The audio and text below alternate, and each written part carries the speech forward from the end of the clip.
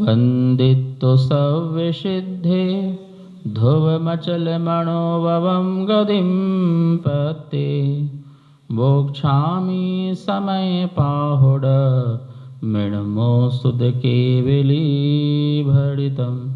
नमो अरिहन्ताणं नमो सिद्धाणं नमो आयर्याणं नमो वज्रायाणं नमो लोये सौव्यसाहुणम्।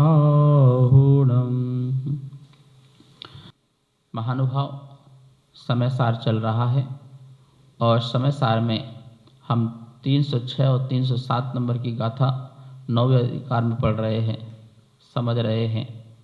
कल अपने देखा था परिक्रमणम परिशरणम परिहारो धारणा नियति निंदा गर्हा सोही अठव्यो होदि विस्कंभो। ये 8 प्रकार का विस्कंभ कहा है। जो निश्चय में आत्मा है, जो शुद्ध आत्मा को प्राप्त आत्मा है, जो शुद्ध अवस्था में है, उस आत्मा के लिए ये 8 प्रकार के जो हैं ये विस्कंभ हैं। पिछले जो कर्म किए हैं, पाप किए हैं, उनको दोषों का पश्चाताप करना प्रतिक्रमण है। सम्यक आदि गुण हैं, उनको ग्रहण करना ये परिशरण है। और मिथ्यात आदि जो अवगुण हैं उनको निराकरण करना ये परिहार है। पंच परमेष्टि आदि का जो अवलंबन है, सहारा है, माध्यम है, उनका लेना ये धारणा है। बाह्य पदार्थों से अपने को हटाना ये निवृत्ति है। और निंदा आत्मा के साक्षी में अपने पापों की आलोचना करना ये निंदा है, ये निंदा है। गर्हा अपने पापों की गुरु के सामने समक्ष जाकर के निंदा करना, आलोचना करना, ये गर्हा है। आलोचना के 2 भेद किए हैं, एक निंदा और एक गर्हा। जो हमसे बड़े बड़े अपराध हो जाते हैं, जिससे हमारा मन शांत नहीं हो रहा, हमने अपने आत्मा के सन्निकट आलोचना तो कर ली, आत्मा के सन्निधि में आलोचना तो कर ली, हाय ये दुष्ट कार्य कैसे हुआ, हाय ये दुष्ट मन कैसे हुआ, हाय ये दुष्ट वचन कैसे बोले, अंतो अंतो डज्जम्मी पछत्ता वेणवेंतो, ये अंदर अंदर जल रहा हूँ इन पापों से, इन पापों के कारण। तो वो निंदा हो गई, लेकिन फिर भी मन शांत नहीं हो रहा है। हुआ तो हुआ क्यों, हुआ तो हुआ क्यों। तो चलो भाई, अब गुरु जी पास चलो, उनसे समय लो, उससे बात करो, विनम्रता के साथ, लघुता के साथ।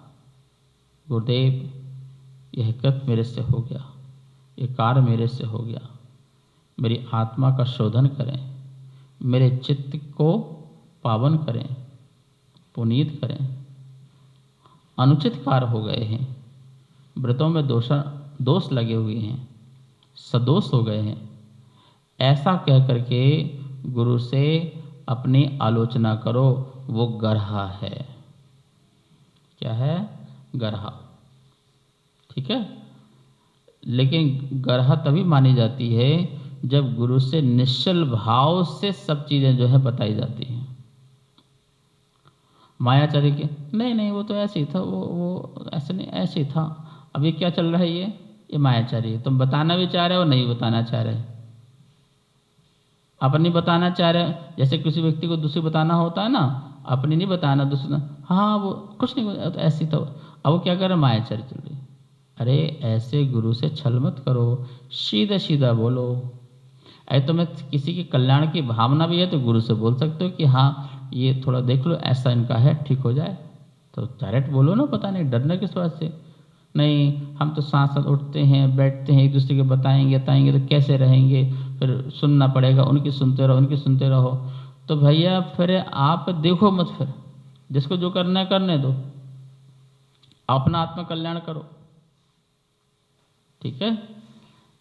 ब्रह्मचर्य अवस्था में हम समाय कर रहे थे, तो एक ब्रह्मचारी ने जाकर के शिकायत कर दी, गुरुदेव ब्रह्मचारी भैया जी जो है समायक में सो रहे थे, दीवार से टिक गए और सो गए, हो गए समायक।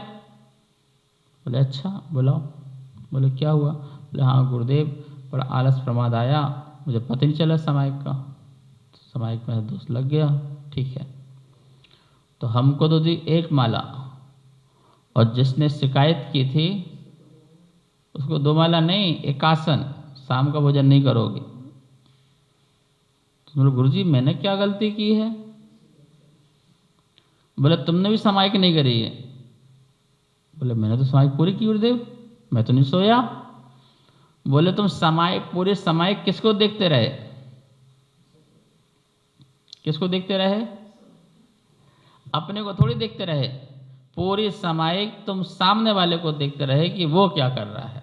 तो तुम सामायिक कहाँ कर रहे थे? तुम तो परावलोकन कर रहे थे, स्वावलोकन थोड़ी कर रहे थे। निच का अवलोकन नहीं कर रहे थे, पर का अवलोकन कर रहे थे कि दूसरा क्या करता है, ये क्या करता है।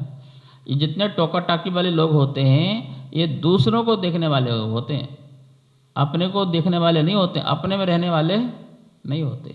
उन्हें अपने से मतलब ही नहीं है, दूसरे को सुधारना है, दूसरे को परेशान करना है, ऐसे नहीं। क्या बोलते, अपनी आत्मगरहा करो, आत्मनिंदा और आत्मगरहा। आत्मनिंदा मतलब आत्मा के साक्षी में अपने पापों की निंदा आत्मनिंदा है, और गुरु के साक्षी में आत्मगरहा है। उनसे बिल्कुल बालकवत, जो छोटा सा बालक होता है जो अपनी माँ से कुछ भी नहीं छुपाता है और हर बात को बड़े ही स्पष्ट रूप से बता देता है, ऐसे ही अपने गुरु से समस्त बातों को जो बता देता है वो आत्मगरह कहलाती। इससे भी आत्मा जो है पावन बनती है। ठीक है, आत्मगरह। और अंतिम है शुद्धि, लिखा ना, निंदा गरहा सोही। सोही मतलब शुद्धि। शुद्धि का मतलब है प्रायश्चित लेकर के आत्मा को शुद्ध करना, चित्त का शोधन करना, प्रायश्चित लेना, ये शुद्धि है। शुद्धि कैसे होगी? अरे कोई बर्तन साफ है तो उसके लिए कोई दूसरी चीज लगाना पड़ेगी ना।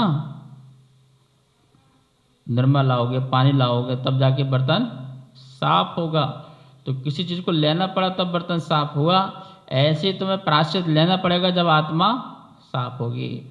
प्रायश्चित का जो जल, प्रायश्चित की सावन जब आत्मा में लगाओगे तो क्या हो जाएगा?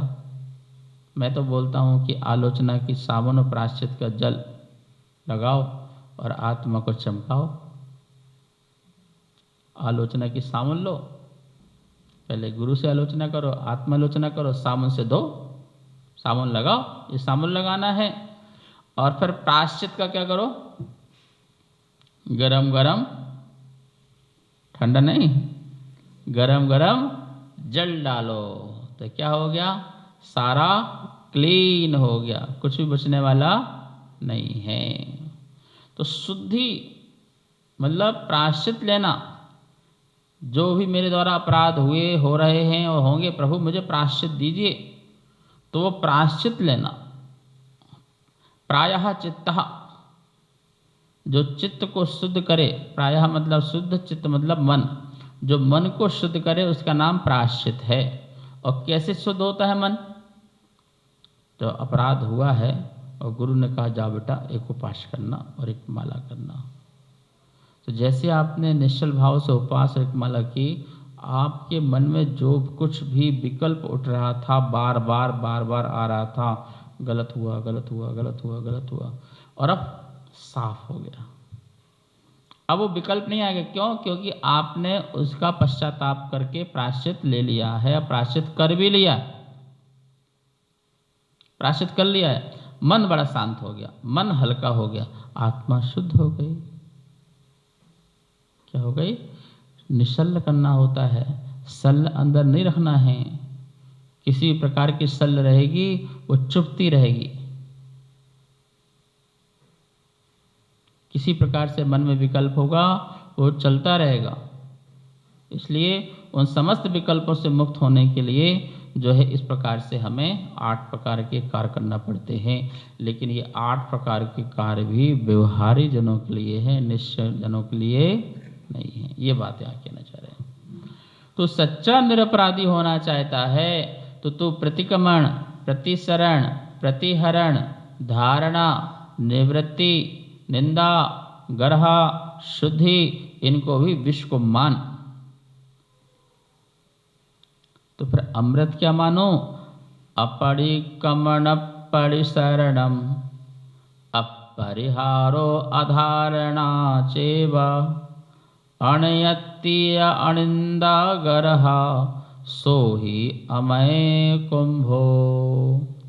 प्रतिक्रमण, प्रतिक्रमण ही न करना पड़े ऐसे तुम कार्य करो। प्रतिसरण, सम्यक आदि गुणों में प्रेरणा नहीं लेना पड़े, तुम सम्यक गुण आदि मय बन जाओ। परिहार, मिथ्यात आदि का परिहार न करना पड़े, किसी को हटाओ किसी को लाओ, ये काम भी तो अच्छे नहीं है ना, किसी को हटाओ फिर किसी को लाओ। तो बोले नहीं, प्रतिहार वाला भी काम नहीं करना, और मुझे किसी का अवलंबन भी ना लेना पड़े। अधारणा, मैं परमात्मा के, मैं अपना मन को टिकाऊं, भगवान की वाणी मन टिकाऊं, तो बोले अधारणा, धारणा भी मुझे ना करना पड़े। पंच परमिष्टि का अवलंबन भी, पर का अवलंबन भी न लेना पड़े, यद्यपि वो शुभ है, कल्याणकारी निमित्त है, लेकिन उनका भी मुझे निमित्त नहीं, अपना आधारणा। अणयति, ये छोड़ो ये छोड़ो ये छोड़ो ये छोड़ो ये छोड़ो, अरे सब छूट गया है, कुछ छोड़ने का विकल्प भी ना हो। अणयति, अनिवृत्ति भाव। अरिंदा, मैं इतना सावधान हो गया कि मेरे द्वारा कोई पाप ही नहीं हुए तो पापों की निंदा भी न करना पड़ा, अनिंदा। और ना ही किसी गुरु के समक्ष जाकर के बोलना पड़ा, अगरहा। और ना ही शुद्धि करना पड़ा, जैसे जल इतना शुद्ध हो चुका है मेरा कि अब उसे शुद्धि करने का विकल्प नहीं है। स्वर्ण होता ना अशुद्ध, अब उसे शुद्ध करके रख दिया, अब बताओ उसको शुद्ध करने का और विकल्प आएगा क्या? अरे अशुद्ध है, शुद्ध करना, अशुद्ध को शुद्ध करने का विकल्प तो आएगा, पर शुद्ध को और शुद्ध करने का, या ये शुद्ध शुद्ध रूप में बना रहे, इसका विकल्प बताओ। सोना शुद्ध हो जाने के बाद शुद्ध होगा क्या? है, वो तो हो गया शुद्ध। अब दूध शुद्ध घी बन गया, अब क्या घी को शुद्ध रहने में कुछ विकल्प दिक्कत है क्या? हो गया काम। आत्मा ऐसी शुद्धता को प्रकट हो गई है, अब अशुद्धता का क्या विकल्प लाना? बोल रहे हैं भाई ये अमृत है। क्या है? अमृत। अमृत जानते हैं ना, कहते हैं अमृत का पान कर लो तो अजर अमर हो जाओगे। अमृत नाम की ऐसी कोई चीज नहीं है जिसको पान कर लिए तो अजर अमर हो जाए, और ऐसी चीज मिल जाए तो ये जरूर यहाँ ले आना, हम भी एक आध अंजलि ले लेंगे। सिर्फ नाम ही नाम सुना है, पर आज तक कहीं वो अमृत मिला नहीं है। नहीं, देवताओं ने पी रखा है, वो भी मृत हैं, आयु समाप्त होगी तो उनको भी आना पड़ेगा, उनको भी जन्म मरण करना पड़ेगा, तो अमृत उनके पास भी नहीं है। महाराज जी वो अमृत झरता है ना, अरे वो अमृत क्या झरता है, पर वो अमृत झरना बंद भी तो होता है। जितना झरा उतना जिंदा रहे, और जिन झरना बंद हुआ तो ऐसा अमृत किस काम का जिससे फिर झरना बंद हो? मतलब कि अमृत समाप्त हो जाए फिर मरना पड़े। हम यहाँ असली तुम्हें अमृत का कुंभ दे रहे हैं। क्या अमृत का कुंभ दे रहे हैं? शुद्ध आत्मा। शुद्ध आत्मा, जहाँ पर शुभ और अशुभ दोनों प्रकार के जो विकल्प हैं, उन विकल्पों से रहित आत्मा जो हो जाए, वो कुंभ अमृत कुंभ है, उसमें स्नान करो। और ये कब तक रहेगा अमृत कुंभ? अनंत अनंत काल तक रहेगा, और कभी भी एंडलेस नहीं होगा। समाप्त कभी भी नहीं होगा। ये बात ध्यान में रखना। तो ऐसा अमृत कुंभ जो है हमें प्राप्त करना है, तभी निरपराधी बनोगे। विश्व कुंभ में तो अपराधी रहोगे और अमृत कुंभ में निरपराधी हो जाओगे। फिर कोई भी अपराध नहीं रहेगा, कोई भी पाप नहीं रहेगा, कोई भी दोष नहीं रहेगा, कोई भी अतिचार, अनाचार, अतिक्रम, अनाचार, महानाचार कुछ भी नहीं रहेगा। उद्दामनम परिदामनम, इस सब कुछ हट जाएगा, सबसे मुक्त हो जाएंगे। सिद्ध भगवान अनंत अनंत काल तक अमृत कुंभ का पान करेंगे। किसका? अमृत कुंभ का पान करेंगे। तो बोलो अभी अपन कौन सा विश्व कुंभ पी रहे हैं कि अमृत कुंभ पी रहे हैं? विश्व कुंभ। हमें अमृत कुंभ की चाय है कि नहीं है? तो बोले है। तो अमृत कुंभ की चाय में कभी कभी बीच में डुबकी लगाओ कि हमें और भी सुख की विकल्प ना आए। किसकी विकल्प ना आए? शुभ के विकल्प भी ना आए, और आना भी नहीं चाहिए।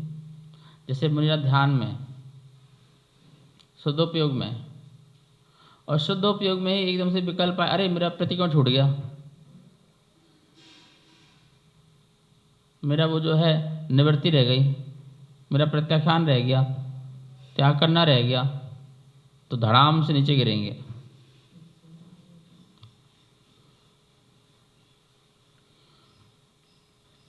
और उस समय जो फिर वो प्रतिक्रमण करने बैठेंगे,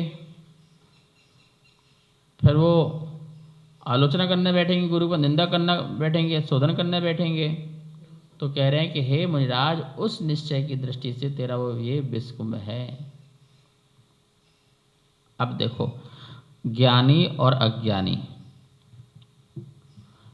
ज्ञानी अप्रतिक्रमण वाला है और अज्ञानी भी अप्रतिक्रमण वाला है। ज्ञानी जन भी अप्रतिक्रमण और अज्ञानी भी अप्रतिक्रमण। तो अंतर क्या है?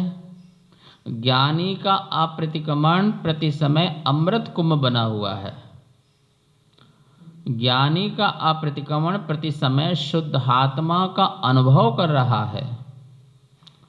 ज्ञानी का अप्रतिक्रमण वीतराग परिणाम लिए हुए है। ज्ञानी का अप्रतिक्रमण उसको जिनवर और जिनेंद्र बना रहा है। ज्ञानी का अप्रतिक्रमण उसको सिद्ध भगवान का अनुभव करा रहा है। ये ज्ञानी का अप्रतिक्रमण है। अब अप्रतिक्रमण सब लगा लेना, अप्रतिक्रमण, अप्रतिसरण, अपरिहार, आधारणा, अनिंदा, अग्रह, अनिवृत्ति और अशुद्धि।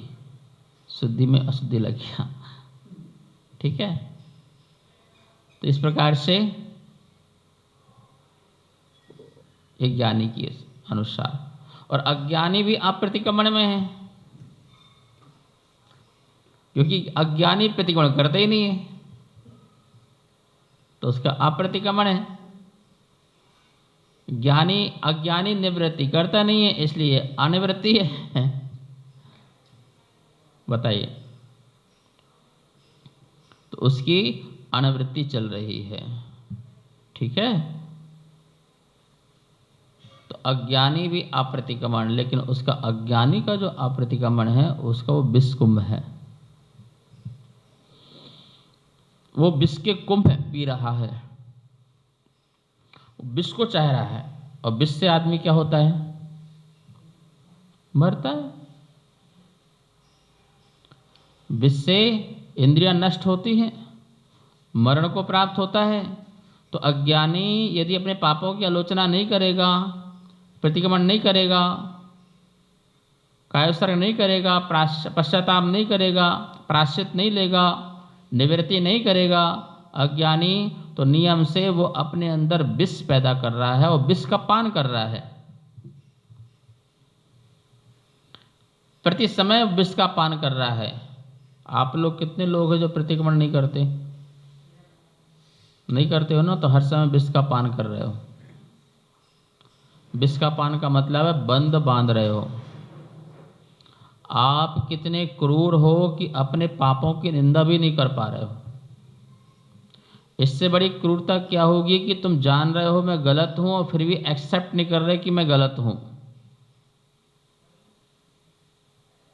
और तुम नहीं कर रहे हो आलोचना गुरु के सामने या अपने आत्मा के साक्षी में, तो इसका मतलब है आप अपने आप के प्रति ईमानदार नहीं हो, बेईमान हो।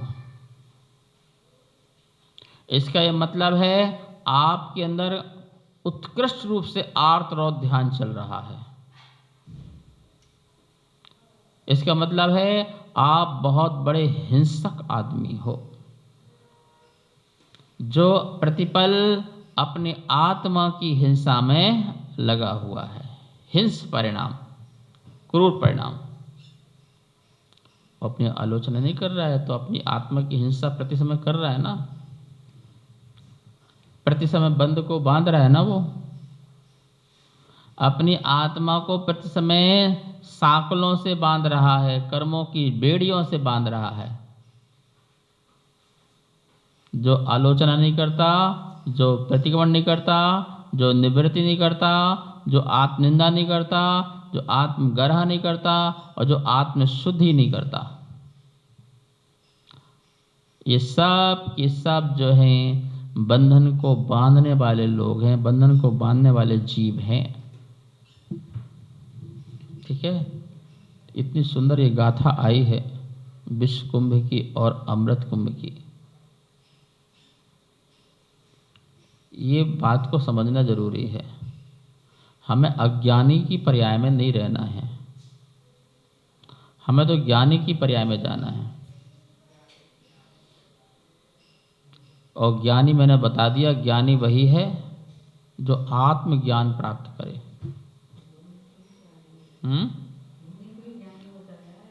ज्ञानी मुनिराज है, और ज्ञानी में भी कौन से ज्ञानी मुनिराज? जो आत्मज्ञानी मुनिराज है।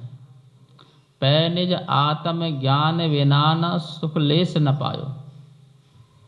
जो बात कही है ना कि जो आत्मज्ञान बिना सुख लेस नहीं पायो, तो आत्मज्ञान होगा तभी तो आत्मज्ञानी बनेगा, और आत्मज्ञानी ही मुनिराज है।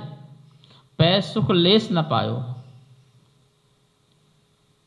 अब आपकी बात अच्छी कर देते हैं, मुनि बद्धार अनंत बार गिरीवक बजायो। तो पहली बात बताओ कि मुनि कौन मुनि ही तो रूप में वो रहा ना, अनंत बार गया, पर कैसे? पै निज आत्मज्ञान बिना। उन्होंने आत्मज्ञान प्रकट नहीं किया मुनि बनने के बाद भी, तो वो इस प्रकार से नवग्रह उत्पन्न हुए। नवग्रहक में आम जनता पैदा नहीं हो सकती, आपको पता होना चाहिए। मुनि का रूप धारण करके ही नवग्रहक में जाया जा सकता है। कोई भी कपड़ाधारी व्यक्ति भी नहीं जा सकता है। द्रव्य लिंग से जिसने त्याग कर दिया है पूर्ण रूप से, सिर्फ आत्मा का ही ज्ञान तो नहीं हुआ उसको, लेकिन उसने इच्छा पूर्वक निर्दोष रूप से व्रतों का पालन किया है। ऐसा जो जीव है वो नवग्रहक में जा सकता है, और वही जाता है। द्रव्यलिंगी मुनिराज भी और भावलिंगी मुनिराज भी। तो कह रहे हैं कि हे मुनिराज, तो मुनि बन गया, तो ज्ञानी बन गया। अब आप प्रतिक्रमण कर, अप्रतिशरण कर, अप्रतिहार कर, अनिवृत्ति कर, अनिंदा कर, अग्रह कर, जिससे तू जो है आत्मज्ञानी बने,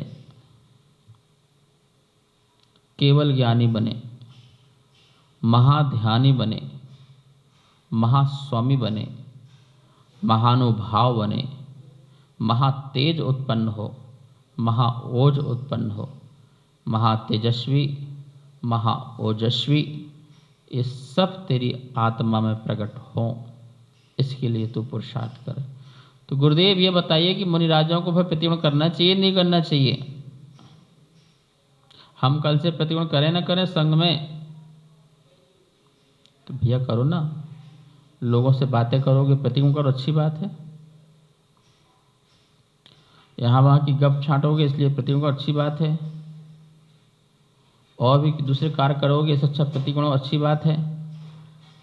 यदि आप अपने और दूसरे कार्यों में लगे हुए हैं तो उनसे अच्छा है प्रतिक्रमण करें,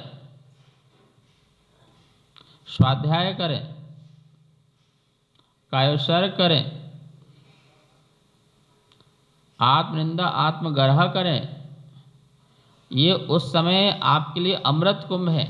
देखो, एक पाप में लगा है, पाप से अपने को निकाल रहा है, शुभ पूर्वक अपने को लगा रहा है शुभ में। लिखा है ना उसमें, असुहादो विनिवृत्ति सुहि पवित्ति जाणचारितम। अशुभ से निवृत्ति कर रहा है और शुभ में प्रवृत्ति कर रहा है। ये व्यवहार चारित है। उस व्यवहार चारित में क्या करेगा? अशुभ को हटाएगा, प्रतिक्रमण आदि में लगेगा, इस शुभ में प्रवृत्ति होगी। ये इसका व्यवहार चारित है, व्यवहार चारित है। और ये उस समय उसके लिए अमृत कुंभ है। किससे की अपेक्षा? जो अज्ञानी अप्रतिक्रमण रूप था, उस अज्ञानी की अपेक्षा जो ज्ञानी प्रतिक्रमण में है उसके लिए वो अमृत कुंभ है। लेकिन जो ज्ञानी अप्रतिक्रमण में है उसकी अपेक्षा जो ज्ञानी प्रतिक्रमण में है वो विष कुंभ है। किसकी अपेक्षा? उस ज्ञानी जो अप्रतिक्रमण में ज्ञानी है उसकी अपेक्षा जो व्यवहार में प्रतिक्रमण कर रहा है उसके लिए, उस ज्ञानी के लिए ये व्यवहार प्रतिक्रमण कैसा है? विष कुंभ की तरह है। मतलब ऊपर जाकर के नीचे देखना ये विष है, पर नीचे रह करके ऊपर देखना ये अमृत है। नीचे रह करके ऊपर की सोचना, ऊपर का विचारना। आप प्रमत्त अवस्था में मोक्ष की भावना भा रहे हैं, ये सही है। लेकिन यदि आप मोक्ष के लिए चल पड़े हो और वहां पर पीछे का सोच रहे हो तो फिर ये तुम्हारे लिए विष कुंभ है। इतना ही तो बताना चाह रहे हैं यहाँ पर। और ये बात समझ में आ जाए तो इस गाथा के माध्यम से हम व्यवहार रूप में समझ सकते हैं और निश्चय रूप में समझ सकते हैं। और दोनों ही समझना चाहिए क्योंकि अपने अपने स्थान पर दोनों उपयोगी होते हैं। इतना ही आज, शेष विषय कल। जा वाणी के ज्ञान से सूझे लोकालो, सो वाणी मस्तक धरूं सदा देत हूँ धो। हे जनवाणी भारती तो हे जपो दिन रे, जो तेरी शरणा धरे सो पावे सुख चैन। सबको बहुत मंगल आशीर्वाद।